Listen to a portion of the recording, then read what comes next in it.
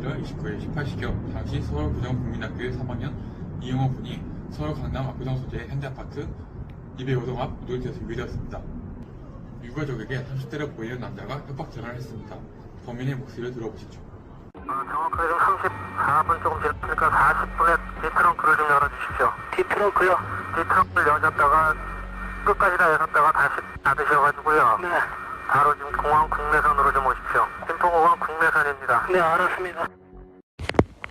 그래서 범인이 동각 카폰이 달린 승용차를 요구했고 유가족은 경찰과 잠복 수사를 했는데 끝내 모습을 보이지 않아 잠복은 실패로 돌아갔습니다. 그 후 범인은 전화를 통해 차량 뒷좌석에 누가 있었다고 하였는데 삼촌이 뒷자리에 있는 것 같다며 나간 것이라고 둘러댔습니다. 하지만 범인은 경찰 개입을 눈치채고 당분간 나타나지 않았습니다. 얼마 후 다시 연락을 해온 범인은 지정된 장소에 메모를 남기는 등 무인 포스트 방식을 사용하였습니다. 메모는 한일은행에 입금하라는 내용이었습니다. 그래서 범인은 입금된 돈을 찾기 위해 한일은행에 찾아갔지만 경찰의 낌새를 눈치챈 범인이 도주하였습니다. 이후에 상업은행에서 또다시 돈을 찾으러 상업은행을 찾아갔으나 은행원이 머뭇거리는 사이에 도주하였습니다. 이때 범인이 다녀간 은행에 CCTV 설치되어 있지 않아 신원을 확인할 수 없었습니다. 그 후 범인은 양화대교 남단 한강 둔치에 철제 박스 위에 돈 뭉치를 올려놓고 가라고 한 것이 마지막 지시였습니다.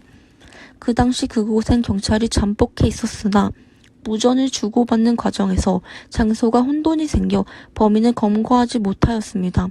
그 후 송파 잠실 이동 배수지에서 질식사한 채로 발견되어 공개 수사로 전환되었습니다.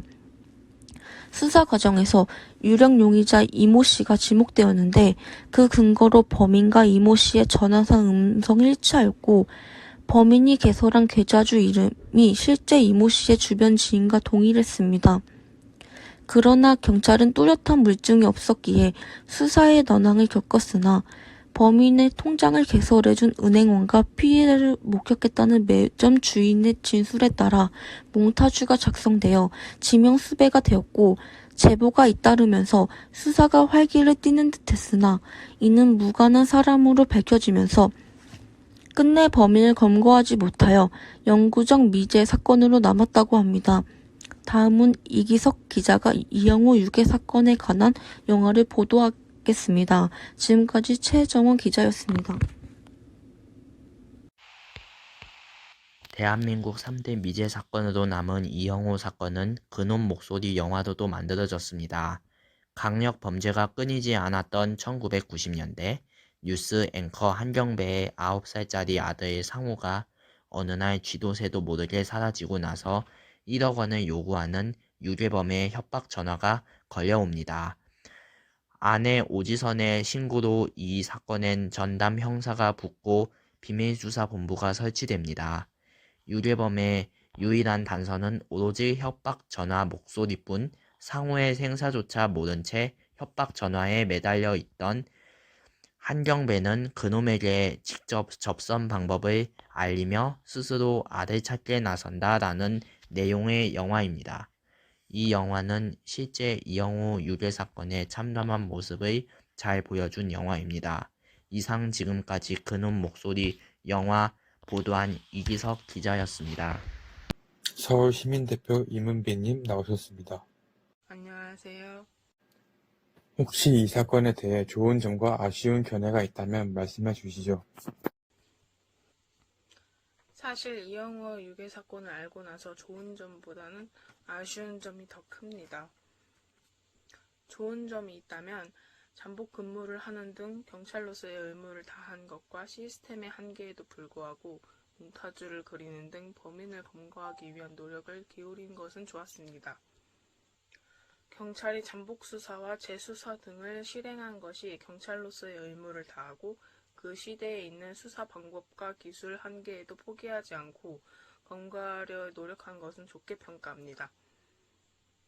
하지만 아쉬운 점은 경찰들이 양화대교 및 철제박스의 위치를 혼돈해서 범인을 검거하는 데 실패한 것이 왜 실패했는지에 대한 상황 설명이 필요하다고 생각하고, 그런 결정적인 실패로 인해 큰 좌절감을 안겨주는 것이 국민들의 큰 분노를 일으켰고, 범인을 검거를 실패한 경찰들에 대한 인식이 나빠진 점이 사회에 전반적인 부정적인 영향을 끼쳤다고 생각합니다.